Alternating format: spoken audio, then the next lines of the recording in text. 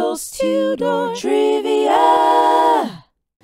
Hi, welcome to Teasel's Tudor Trivia with me, Claire, and of course Teasel, the star of the show, who's already very tired. It's very tiring doing this. Now today, the 1st of March, is St. David's Day. So happy St. David's Day to all those celebrating today. Now I'm half Welsh, I'm very proud of it. So I managed to convince Teasel to do this Teasel's Tudor Trivia video on St. David's Day. Now St. David is of course the patron saint of Wales.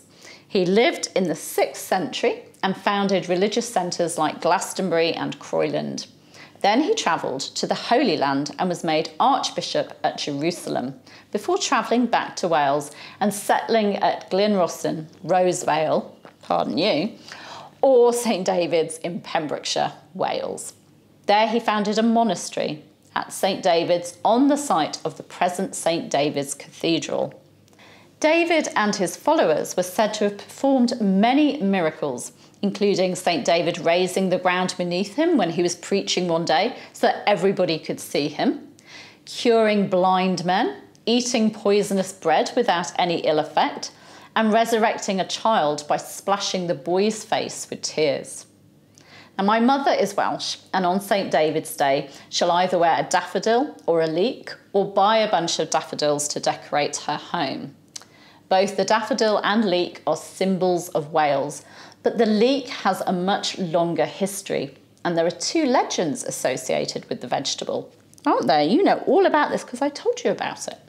One, the legend of the soldiers of the ancient British king Cadwallader wearing leeks so that they would know who their comrades were in battle. The second legend being that the Welsh archers fought in a field of leeks at the Battle of Crecy in 1346 when Edward, Prince of Wales, defeated France. It was said that the Welshmen then wore leeks on their caps on St. David's Day to remember the courage of the archers.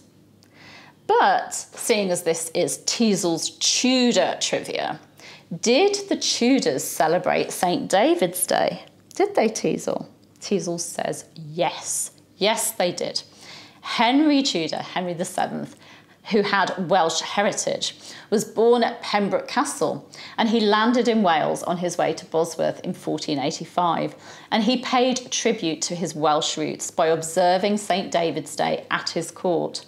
And records show that he paid £2 one March for a feast for Welshmen. He repeated this custom on a number of occasions, and his son, King Henry VIII, did so too.